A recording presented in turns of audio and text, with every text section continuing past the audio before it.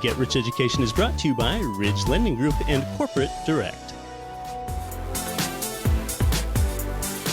Welcome to Get Rich Education with Keith Weinhold, giving you information and ideas on the investment that has turned more ordinary people into millionaires and billionaires than anything else, and can provide you with more wealth and happiness than you ever thought possible. Now, here's your host, investor, entrepreneur, business owner, and educator, Keith Weinhold. Welcome to Get Rich Education, episode 162. Hi, I'm Keith Weinhold. With millions of listener downloads across 186 world nations, Get Rich Education is an independent source of groundbreaking, original investing articles, videos, podcasts, and our free wealth building newsletter. But you know what? I consider this show right here, this time between you and I, as the weekly heart of Get Rich Education. So I really appreciate that you're here. Today, I want to talk to you about building your wealth through your leverage ratio. Then I'm going to give you some quick takeaways from my notes at the recent New Orleans Investment Conference. And then we're going to chat with a great guest, Clayton Morris. You know, sometimes I get people that I meet and they sort of insinuate or just sort of wonder how I achieved financial freedom with real estate without ever being this grinder, without ever getting bruised with flipping or wholesaling, or what I like to say, taking my night classes at the School of Hard Knocks. Maybe they wonder how I build a substantial buy and hold portfolio, even though during my early years of doing it, I made less than $100,000 per year at my day job some of those years when I still had a day job. Well, I experienced some grind for sure. I self-managed my own properties for 5.5 years, something I regret. That was way too long. Like I say, dealing with tenants can make you lose faith in humanity. Yeah.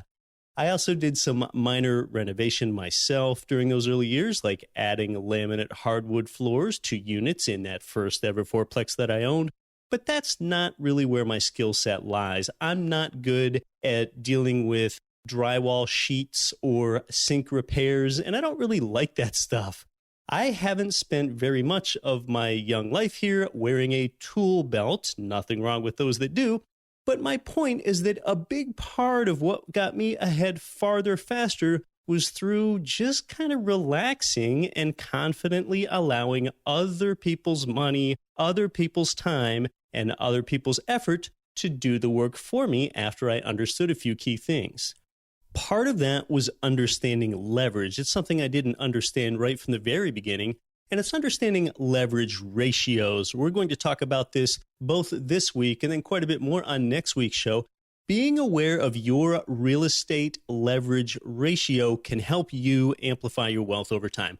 Your leverage ratio is simply the market value of your property divided by your property's equity. That's it. Leverage ratio is your value divided by your equity. Let's give an example. If you've got a $200,000 property with a $150,000 loan on the property, that means you've got $50K of property equity, of course. Since leverage ratio is value divided by equity, your $200K value divided by your $50K in equity means that your leverage ratio is 4-to-1, or we'll just call it 4 here. Your financial leverage ratio is value divided by equity. All right, great. So what does that mean to you? Well, that leverage ratio number of 4 is key. That is key to amplifying the growth of your wealth. The higher the number, the more leverage you have. It's a measure of how hard the bank's money is working for you. That's really what the leverage ratio is. Now, if your property appreciates at, say, 5% per year, that means that you take that 5% growth rate, multiply it by your leverage ratio of 4, and you have a 20% ROI on your down payment. Nice. The leverage provided by your lender is why your 5% property growth rate created a return on investment of 20% on your down payment, because you experienced the appreciation on both your skin in the game and you've got a windfall from the appreciation on the portion that you borrowed from the lender. Yes, that return is yours too, not your lender's. And a lot of people really have this light bulb moment when they understand leverage. I sure did back in the day. Those people have that light bulb moment if they're only used to investing in their 401k or trading a little bit in their Ameritrade or E-Trade or Scottrade account. Now, you can evaluate this across your entire real estate portfolio as well. Say that you own $1 million worth of total real estate, your entire portfolio value, and that you've owned some of those properties for a few years, such that now you've got $500,000 of total real estate equity accumulated. Again, your leverage ratio is simply value divided by equity. Therefore, your $1 million value divided by your $500K of equity gives you a leverage ratio of just 2 here in this case. Well, now your accumulation of more property equity, that's what created that lower leverage ratio of 2. So now 5% appreciation across your properties multiplied by just 2 means that you only have a 10% ROI on your down payment or on your skin in the game. This is caused by that drag that accumulating equity has on your portfolio. That's why if you're growth-minded, you want to kind of prune the bushes with instruments like cash out refinances and 1031 tax-deferred exchanges and go ahead and harvest that equity, increase your velocity of money, and really just redeploy that equity by making equity transfers into more properties with small down payments, get those seeds growing to where they can grow into something bigger elsewhere. Now consider that when you make a new purchase of, say, a $100,000 turnkey property, a yellow ranch-style home with a 20% down payment, well, your leverage ratio starts off with a 5. At 5 times 5% market value growth, your ROI is now 25% through leverage appreciation. So your leverage ratio is typically the highest on the day that you buy. The leverage ratio, it's sort of a measure of how well you're employing other people's money, and that's the real wealth creator. Leverage ratio is really fundamental to the adage that I like to use here about how getting your money to work for you will not create wealth. It's getting other people's money to work for you that creates wealth. And I lay this out in my new book, 7 Money Myths That Are Killing Your Wealth Potential, which I think I told you last week. I'm giving that book away free in the ebook form at getricheducation.com/book. But hold up, let's talk about some risk with this strategy, because some like to say that leverage is a double-edged sword. You've heard that because just like we discussed how lower down payments and higher leverage build wealth faster in an appreciating environment, leverage also amplifies your losses in a declining price environment. Well, how do you hedge that risk? You hedge that risk by buying for durable cash flow first. I experienced this from the housing crisis of 2007 through 2009 and even through 2010. I experienced this in my own portfolio where for the first time I owned property that had temporarily fallen in value such that it was worth less than what I bought it for. It didn't feel good at the time, but then I soon realized, oh yeah, I guess it doesn't matter if I'm temporarily underwater on this property as long as I don't need to sell it because it still pays me every month that I'm holding onto it through these tenant cash flows. So I don't have any motivation to want to sell it. Even beyond that, there can still be some risk with leverage if you pick the wrong economic market, if you don't have a renter to go ahead and service that debt for you. Therefore, buy in a place where you expect population growth, steady employment, and you've hedged yourself that way too, but it's really important to get that right. That's why we spend more time talking here about vibrant economic and geographic markets than we do about how to be the best landlord that you can be, because being a great landlord is not very leverageable and it's also not very fun. Outsource your management and study markets. Once in a while, just have another tab open on your Google Chrome browser from time to time and read about markets. But yeah, among other reasons, understanding the leverage ratio is why I found a way to put just a 5% down payment into my primary residence, the home that I live in now. That's a 20-to-1 leverage ratio. And with just 5% appreciation, the amount I put into the down payment actually doubles because I minimized my equity exposure. More equity, it's just a drag on the leverage ratio. So to sum it up, leverage ratio is simply value divided by equity. What you can do is figure out how much of other people's money is working for you. You just go ahead and simply add up the value of all the real estate in your portfolio, divide it by the total equity in your portfolio, and there you go. There's your leverage ratio number. The higher the number, the more of other people's money you have leveraged. I actually haven't looked at mine in a little while. It seems like my portfolio-wide leverage ratio number was 3.6 or 3.8 the last time that I looked at it. So yes, I practice what I preach here. I'm a big fan of you building your own Microsoft Excel spreadsheet to track this stuff. That way you understand it better and your leverage ratio can just easily be calculated right there on your net worth worksheet. And note too that if you have a property in a completely paid off position, well, that might feel good to you in some old-fashioned throwback kind of way, but a property with a zero mortgage balance has a leverage ratio of just 1. Over the long term, real estate prices generally go higher due to both appreciation and inflation. Pick the right geography. A couple weeks ago at the New Orleans Investment Conference, one of the, if not the oldest and most prestigious investment conferences anywhere, I'm just going to give you some quick takeaways from my notes there. Robert Helms brought up how much gold the average American owns. Do you have any idea how much gold the average American owns? The answer is less than 1 ounce. A little surprising, but yet at the same time, not very surprising because most people just don't talk about that. Russell Gray, who always phrases things so eloquently, he said there in New Orleans that if you pull equity out of a U.S. property, you get a tax deduction. With stocks, if you pull equity out, you actually get a tax bill. That's so simple, but I just love how he put that. Russ also mentioned that with stocks, you often have to cash out and realize taxes in order to get your gain. In real estate, you can get your gain without having to do that at all. Russ also had a really good definition of investing. He defined investing as the long-term storage of capital in an asset for a passive share of the productivity.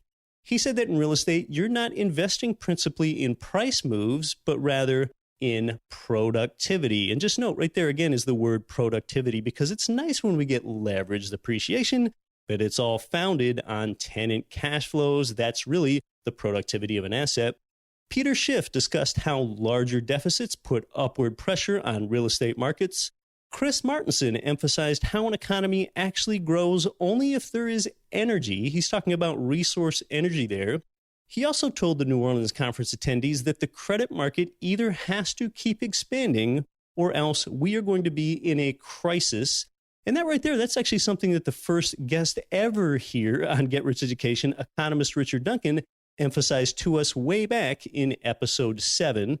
Chris Martenson says that there are 3 E's. He was emphasizing that at the conference. 3 E's, the economy, energy, and the environment, and that something has got to give because the economy must grow. The world's energy can't grow, and the environment is depleting. So Chris talks a lot about thought-provoking topics like sustainability and that the world economy can't just keep growing like this forever. And Chris is not so much a real estate guy, but he does more to directly address economic expansion and its limits. In fact, I did a short video interview recently with Chris Martenson where he kind of gives you a fresh take on his definition of wealth. I did an interview with Chris from the conference. You can see that over there on our Get Rich Education YouTube channel. Well, how can you act? Chris really says that there are 4 things that you need to do.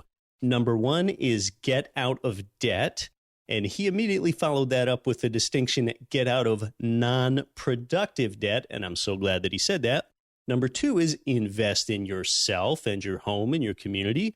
Number 3 is get some gold, oil, and real estate. And the 4th thing Chris said that you need to do is invest carefully. Finally, Robert Kiyosaki presented there in front of, maybe a crowd of 500 there at the main presentation room in New Orleans. I don't know. I'm never really a good estimator of crowd size. It might have been more than that. And, it's actually the funniest that I've ever seen Robert Kiyosaki as he told us a story about his background with gold and silver. He emphasized the importance of cash flow because there are a lot of precious metals fans at that conference, many of those people principally thinking in terms of capital gains. At one point, Mr. Kiyosaki asked the crowd to raise their hand if they had ever read his book, Rich Dad, Poor Dad. And in that crowd, and I didn't expect this many people to raise their hand, I'd say at least 85% of people raised their hand. Robert explained his cash flow quadrant up there on the stage with a big easel and a big piece of paper. It's always great to see that in person. That is not at all comprehensive coverage on the event. I left out some of the more political stuff, plus I was across the hallway in the exhibit area, sometimes missing some of the presentations. That's just a quick hit on some of my notes. And, you know, of course, attending a conference in person is most valuable for the people that you meet there, more so than the things that you learn. Well, think about the importance of your leverage ratio now that you know what it is, your leverage ratio on your property tied to productive assets. Let's talk about some more strategy and tactics about investing in productive assets like real estate. Until just recently, our guest today was a news anchor on the #1 cable news show in the entire world. When he wasn't interviewing presidential candidates, he's been building his successful real estate investing business and helping investors buy their first investment property and build financial freedom. After some epic failures, he's learned how to build a meaningful life, and he shares these lessons on his top-rated podcast, Investing in Real Estate with Clayton Morris. Welcome to Get Rich Education, Clayton Morris. Hey, thanks so much, Keith. Thanks for having me. It's great to have you here. Clayton, so you really went from a point in your life where you were drowning in debt, and you have turned that all the way around into financial freedom. So just quickly take us through that journey. You know, it was a little scary, as you could imagine, but, I'd lived all across the country in the television business, and I was always sending out money to other people. I was renting, and I didn't quite understand it at the time, but I wasn't really building wealth. I was making other people wealthy by renting from them and moving around the country. And I finally moved to Florida, and I bought my first place, my single one-bedroom condo on the golf course. Bought it at like $70,000 or so. And that was my first, back then you could get like 100% financing. Right. And then a property next door opened up to me, and I was able to purchase that one. I bought it off market and was able to do the renovations myself, and I sold both of them. I made a really nice profit on both of them. But then, this was still before the crash, I did what I didn't know, which was speculative land stuff. And I ended up buying into this like Phil Mickelson golf course community, and I was going to fund the construction of these properties and all of this stuff. And then everything collapsed, and the builder backed out, and Phil Mickelson backed out, and I lost all this money. And I still held the piece of land that was probably only worth $5,000. And it was just ridiculous. And then I ended up having to go through a foreclosure. So I come into Fox News one morning. I had just arrived there really and just started working there, and about 10 years ago. And I came in, I went down to the commissary downstairs to buy a cup of coffee, and my debit card didn't work. I said, "What?" And they said, "Yeah, I'm sorry. I didn't have any other way of buying the coffee. So I just left it, went upstairs to my office, logged into my Bank of America accounts, and they were all blinking red at me. Everything had been like frozen in a deficiency judgment based on this piece of land that the whole community went under and collapsed. I ended up going through this whole legal issue, and so I had everything taken from me basically, and credit ruined and wasn't able to buy anything. And so that's kind of where it all started for me. That was like that moment of rock bottom. I just took a deep breath and said, okay, I guess it's all up from here, Yeah, that's right. And for those that don't know, we're talking about the mortgage meltdown and the financial crisis of 2008, 2009 that a lot of people got caught up in. A lot of smart people even got caught up in that. Well, since Clayton, it really seems like your focus has been not so much on flipping properties, but more on buy and hold, which is kind of the space that I operate in. So just tell us why you choose buy and hold and why you've migrated away from things like flipping properties. It all started for me on a flight to New Zealand. At the time, I had just gone through this foreclosure issue, and I didn't have any credit, so I was just saving money. I just was like putting money in a savings account because I didn't know what else to do with it. And I was still working the job, for a paycheck, and working those long hours up at 4 a.m. and hosting a show. And I had the opportunity to take a flight to New Zealand to see my friend who's a photographer in New Zealand, and he invited me to stay at his place, and I could go for like 5 days. And so I'm on this flight. Next to me, seated next to me, are two individuals who were in their 50s or so. And we got to talking after the 15-hour flight. And they said, "How long are you going to be there?" I said, "About 5 days." And I said, "What about you guys?" And they said, "We're going to be there for 2 months in New Zealand." I said, 2 months? I said, "What do you do that you can go to New Zealand for 2 months?" And he looked at me straight face. He said, "Oh, I'm a real estate investor." I said, aha. I said, okay, great. So I grabbed a pen, piece of paper from the steward or flight attendant, and I just started scrolling down notes. I said, tell me everything. He said, well, I do buy and hold real estate. My partner and I find properties. We don't care about real estate at all. He said, we don't fall in love with real estate. We fall in love with ROI and return on investment. Remember, and he pointed to Rich Dad. He's like, remember, we're creating assets. We're buying assets that are going to produce for us for the rest of our life. And so that for me was what turned everything around. I said, great, tell me where you're buying properties, how you're buying them, what price point, and he was like, oh, we buy single family homes and here's how we do it. I said, why am I going to reinvent the wheel? So I landed, got back home after the week and immediately started buying 2 properties. I bought 2 rental properties. They've been producing for me ever since, 3-bedroom, 1-bath houses in Michigan, and built a team over the years, but I've never looked back. That was my template. People say to me, why not do commercial properties? Why not do mobile home parks? Why not do all these other things? And I said, you know what? Because this is what's gotten me here to financial freedom, and I'm going to continue to do what's worked for me. Right. And to some extent, flipping properties is a job, and buy and hold when you've outsourced your management is not a job. Flipping properties, to some extent, one can still be trading their time for dollars, selling their time for money. Well, oftentimes that's the same world and the same mindset that they were trying to escape when they were at their day job. And I love how you say that you don't have to reinvent the wheel. I think that's what makes real estate investing quite different. You don't need a formal education. You don't need any certification, and you really don't even need any 100% original entrepreneurial idea. You can follow a template that someone else has laid out in front of you. Exactly. And it's very, very simple. A lot of famous real estate investors, millionaires, had never went to college. They learned from their parents how to think like a wealthy investor. And so they began it when they were 19, 20, whatever, purchasing their first property. And they didn't bother with going $80,000 in debt by going to university. They don't have college degrees. And so it's a very straightforward approach. I mean, it's not complicated at all. That's what I try to teach on my podcast. It's what I try to teach on our website. It's what my wife and I really try to do with our videos. It's that we want to help people shake that paradigm of thinking poor, thinking from a place of unconsciousness about wealth building. It's so tragic, really, about the way, if you listen to the way in which people talk to their children about money, it sets them on a path that I was set on. I was raised my whole life to fear money. That money doesn't grow on trees. We're not the Rockefellers. We can't afford that. Right. And so I always had this perception of money as the enemy. That's right. It's that scarcity mindset that parents reinforce. And basically, it's the mindset that says financial betterment means cutting expenses rather than increasing income. But I think we know that increasing income is the answer. And it's so great to do it with real estate. And you said something important a couple minutes ago, Clayton. You said something that I believe, and I often say, don't fall in love with real estate. Real estate is just a vehicle. I don't love real estate. I love what real estate can do for me. Come on, real estate itself, it's plywood, drywall, window glass, concrete, copper wire. What is there to love? Well, the thing to love is the passive income that gives you and the time that opens up. And it really all comes down to kind of these touchy-feely things that time has opened up for you, like peace, joy, happiness, love, and freedom. It certainly isn't loving real estate itself. Right. I mean, I don't really love real estate at all. All my houses are the same. I've got the same vinyl flooring in there. They're not going to win any Southern Style Design Magazine awards. They're all like 900 square feet, single family homes. And I pressure wash the stuff on the siding. I put on and update the roof, put in new mechanicals, put in new windows, put in new electric, new plumbing. But again, you're not going to see them as in a magazine, in a multi-million-dollar beachfront property that people are featuring in some celebrity's magazine. Right.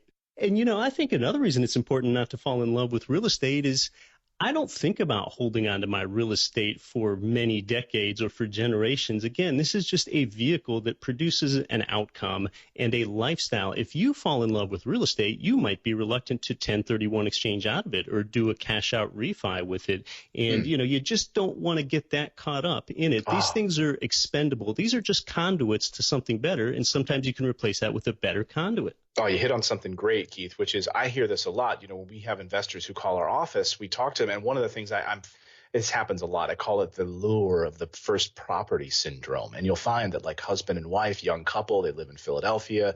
They live out, in a place called Manayunk, right? I'll never forget this couple. This is indicative of so many of the couples I've spoken to. Okay. They live in this little townhouse that they bought in Manayunk, Philadelphia, just outside of the city. And it's beautiful, beer houses down the street and great restaurants and so forth. And so they bought this place. Now it's a little too small because they're having kids, right? So they're going to move out. They move out to the suburbs a little further. But you know what? They love this place, so they keep it. They turn it into a rental property.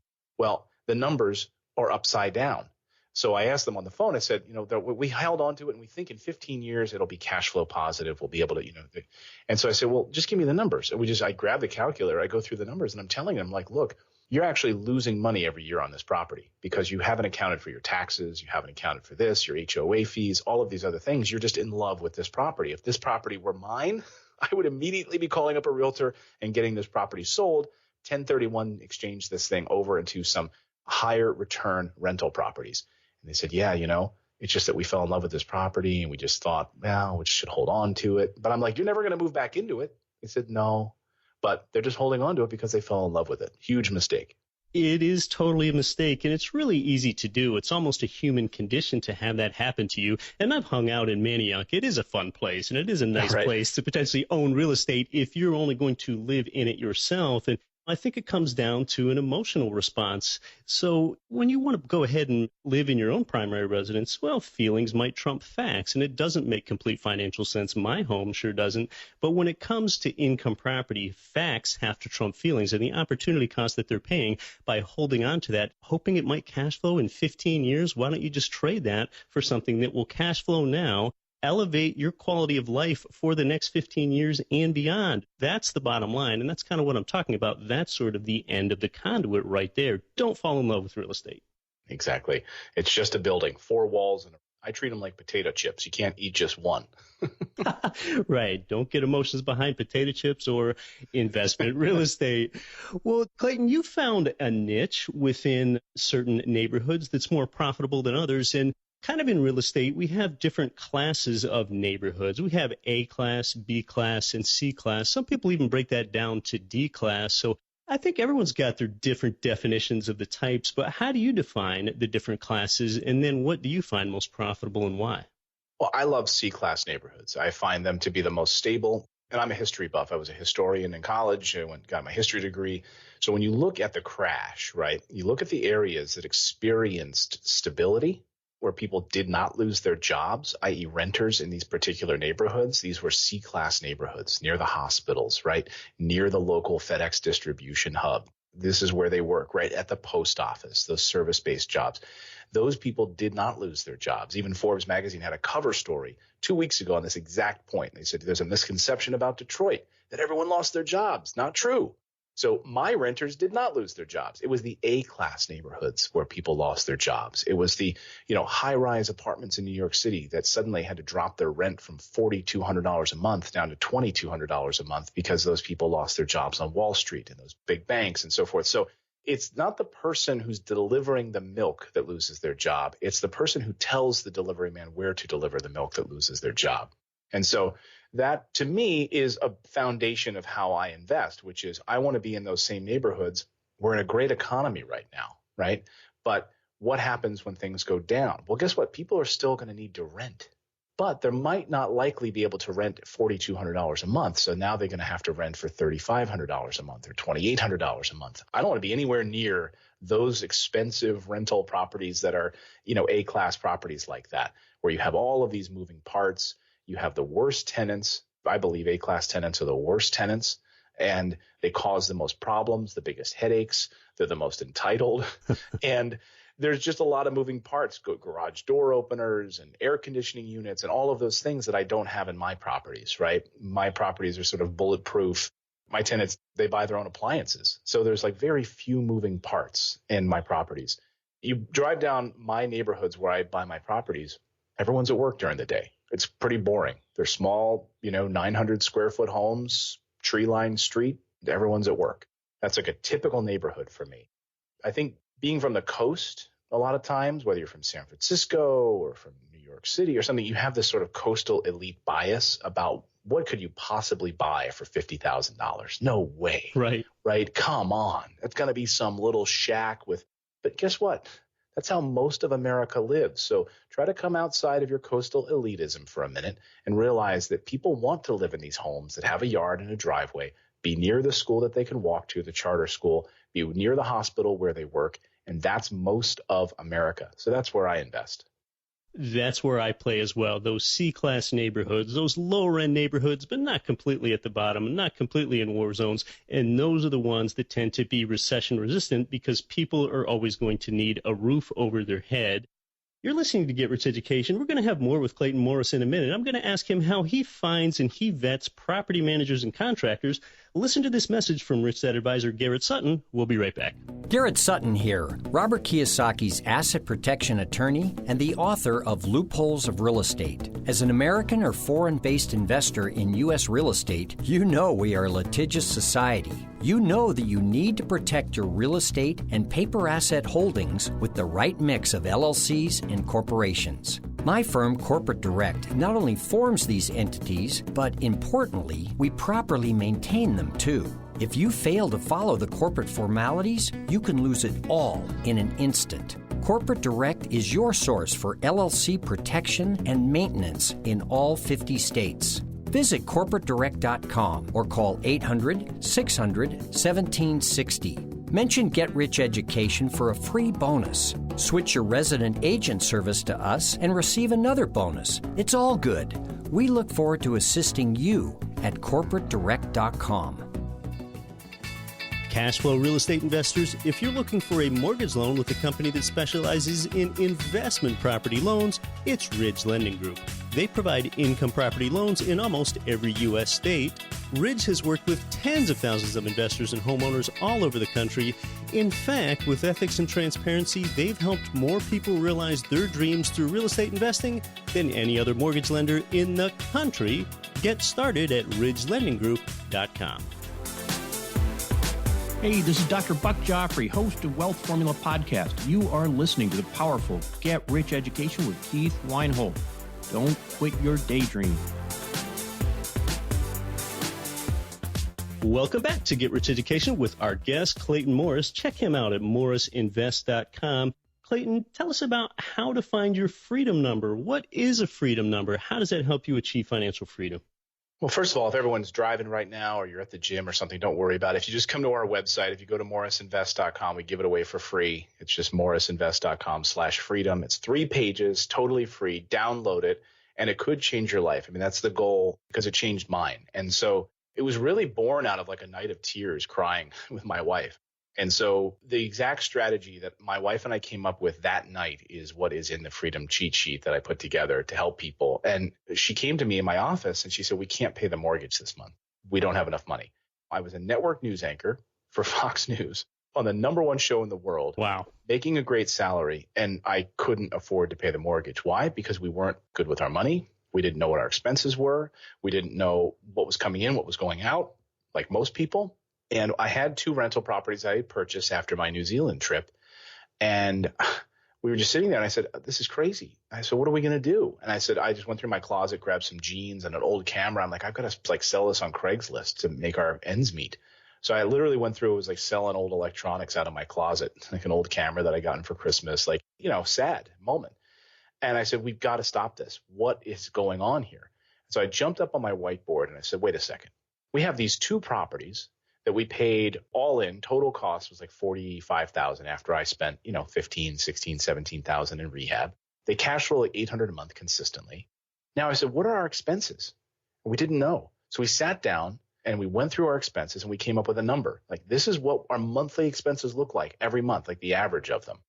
Okay, now what if we could figure out how many properties, how much passive income would it take for us to cover that monthly expense? And that is the freedom number. Yeah, and that is asking yourself a great question. Yeah, and it's scary because, first of all, a lot of people don't know. Once you start going through the freedom cheat sheet and you start like really analyzing the fact, you don't even know that you like are paying twice for Netflix or, you know what I mean? Like you're going to find all this stuff that you're like, wait a second. You're going to be able to clean up a lot of your expenses that way. Just becoming aware of it, putting it down on a spreadsheet and being aware of it. And then the other thing that I think I really try to drive home with in the freedom number is that when you ask people, how much money do you want to make? They'll be like, I want to make $1 million, right? That's what kids always say, right? I want to make $1 million. But it's a total arbitrary, meaningless number. What do you mean you want to make $1 million? Will you be rich then? I don't know. But what if you had income coming in that covers all of your monthly expenses and it's padded by like 10%? So if you want to do Christmas presents or take a trip, you're covered. You never have to worry about those expenses again because you have passive income coming in every month that covers it. That's freedom. That's becoming wealthy, not some arbitrary, meaningless number that you throw out there. That's right. That's beginning with the end in mind. What do you really need? And then begin to work your way back.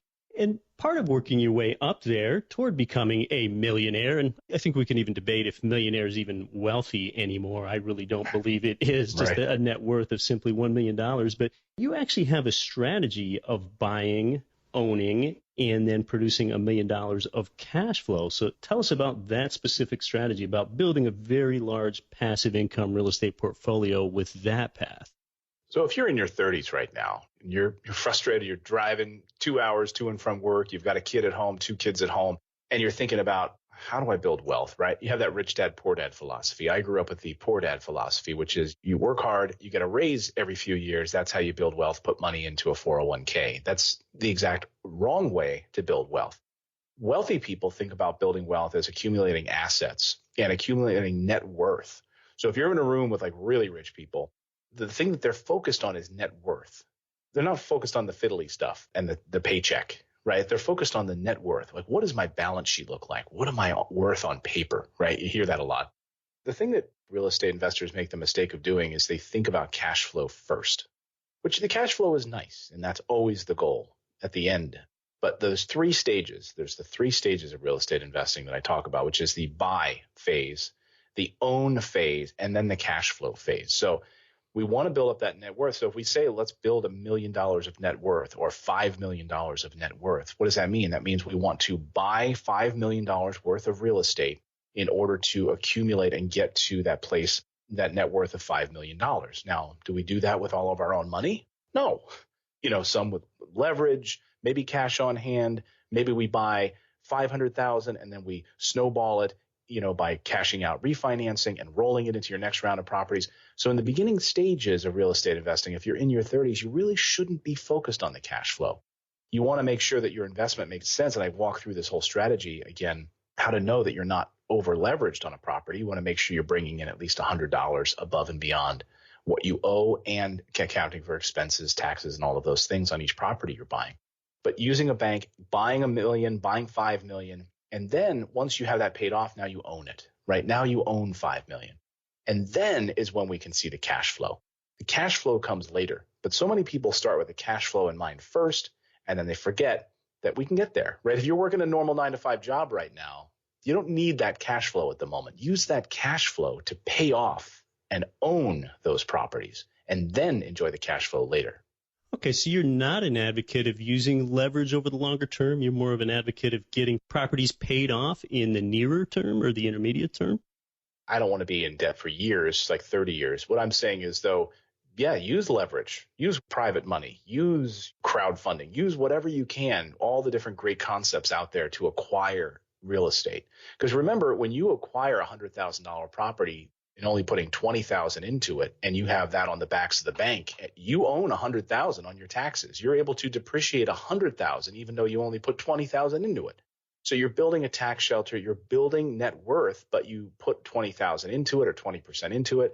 Great. Now find ways to continue to snowball that money using other people's money and build up that nest egg. You could look at yourself and say, well, okay, I have the extra cash flow from these tenants to pay these off more quickly. Now I own them free and clear. Now I can leverage them in a way that I couldn't before. Maybe I can refinance them, pull them together, and take $1 million out from those properties and buy another $1 million and grow from there. And that's how I think you can really, really grow your portfolio. Yeah, I guess that's really the big personal decision for an investor. Do they want to use that cash flow to enhance their lifestyle and or leverage into more property, or do they want to go ahead and take that cash flow and focus on paying existing loans down? Exactly. And we do that strategy. We take that cash flow from those properties. We rarely use it. We literally funnel it right back into paying down principal balances or acquiring more real estate. So we're not really sitting there just sort of lavishing that cash flow. And then where does the freedom number, where does that fit into that strategy of buy, own, and cash flow toward $1 million? Well, the freedom number is the place to start. It's the place to understand where you're going and really to get a handle on, okay, is it $10,000 a month that we need to live comfortably and be covered totally? We'll talk to investors who will call us with like 30 different strategies. I want to do this. I think this. I'm not sure about this. I've got a HELOC. I want to try this. And they're all over the place. But they really don't even know why, because they haven't figured out that first step, which is trying to get a handle on what kind of a lifestyle do they want. So when I look at the freedom cheat sheet, to me, and the freedom number, that's where you want to start. At least you have a roadmap. Is it 12 properties? Is it 15 properties? And what will that do to your net worth? What will that do to your lifestyle now that you can claim these things on taxes and depreciate these assets over time? Now you're changing and mitigating your overall tax burden from your 401k job, your W-2 job. You're totally transforming your life once you can have a little bit of a roadmap in place in order to start to buy real estate. So does the freedom number, does that culminate in a net worth number like $2,355,810, or does that culminate in a monthly passive income stream number like $11,700? Where does that go? And this helps tell us what's important. Right. So for me, the freedom number is really the passive income goal. Yeah. And so once we start to think more strategically about what is the net worth goal, that's sort of like the second step. That's when we can start to see, all right, now I'm wrapping my brain around how much expenses I have every month and the passive income goal that will get us to covering that. Now I'm hit financial freedom. Now I can start to think about building legacy wealth, right? Now I can really start to think about going beyond just that, okay, it took me 12 properties to be financially free. Now I want to get to 20. I want to get to 30. I want to start really building that legacy wealth for my family. So I look at it sort of in two stages, freedom number and that legacy number. Now, what is that legacy number for you and your family? It's my wife and I were talking about the other night over dinner. We hit financial freedom, but what's next? Where do we want to take things now? And what do we want to do? And that's where we're having deeper discussions about what will our sort of legacy look like. Yeah, I like that it culminates in a passive income goal, because really, in a sense, something I've talked about on my show too is that wealth can be defined as the length, the number of months or years that your passive income will support you for your chosen lifestyle. And yeah, the freedom number can sure help you figure that out. And part of that passive income goal is having those tenant rents come in. What's the durability of that cash flow stream look like? That's what gives us confidence that passive income is going to support us for our chosen lifestyle. And what really makes that income stream durable is the quality of your team and your property manager. Your property manager is really what makes that income recur month after month for you. So talk to us about some of the strategies that you found, Clayton, for finding and vetting the best team, especially that key property manager that's so underappreciated, and yet at the same time, they might be the most important part of this entire thing to help you find your freedom number. Right. One thing you have to remember is that property managers are human beings. Every piece of real estate investing involves human beings, every stage of it. And there's nothing you can't fix in this business. That's the way I look at it. We always say our clients, we're not perfect. Something's going to break. Well, you can always fix it, right? And I think it's so important when you're building a team. That's what we've done with our property managers that we partner with, is that they're on our team. They have the best interest of our clients at heart. They don't nickel and dime our clients.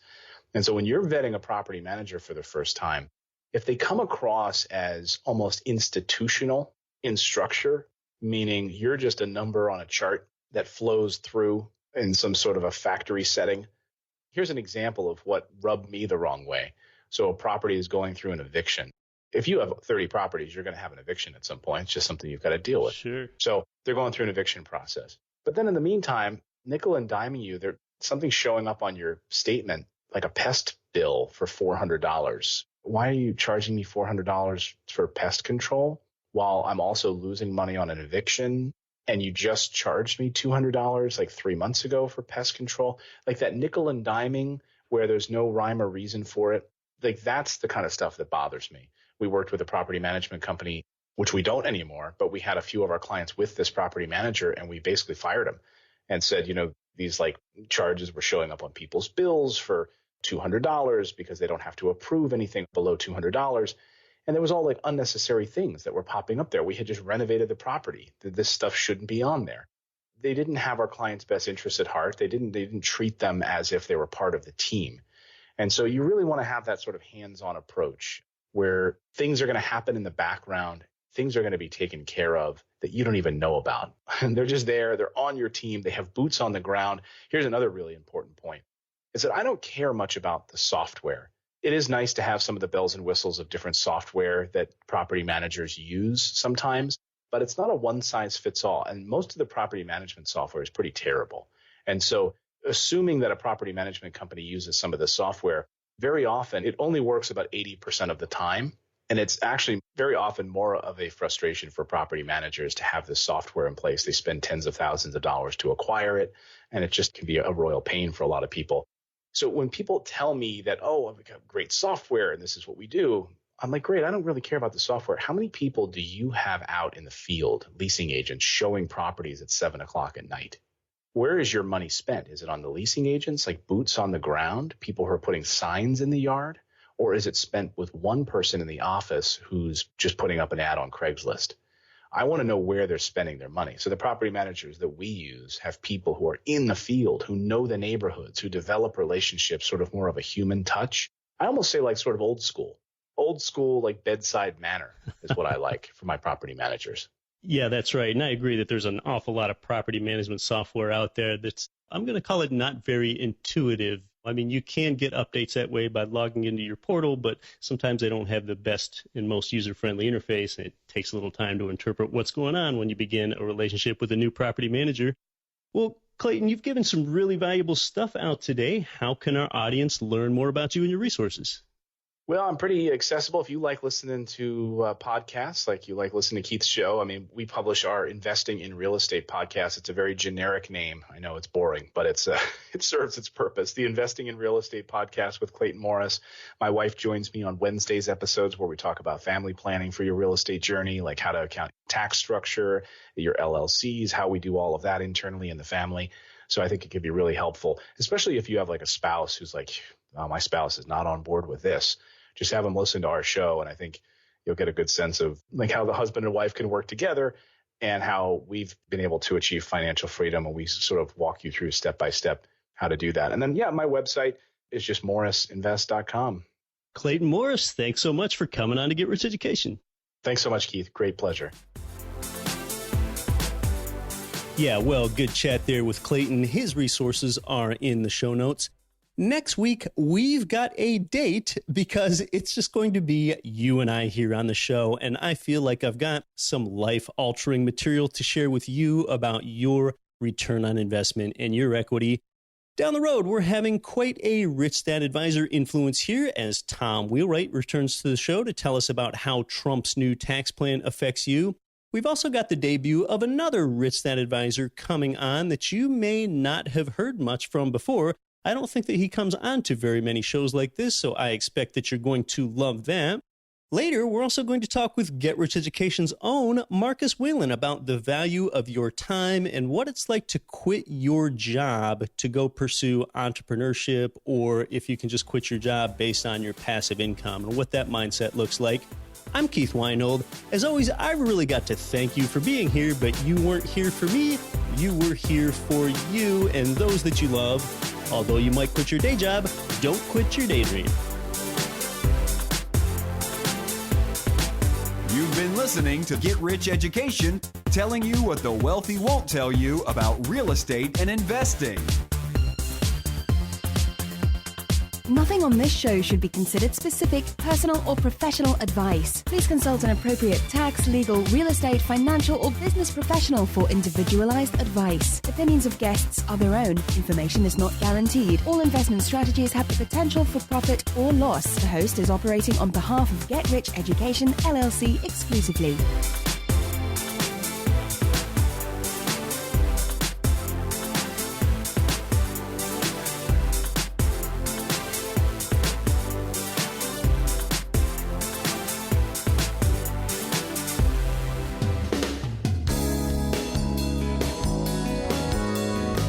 The preceding program was brought to you by your home for wealth building, GetRichEducation.com.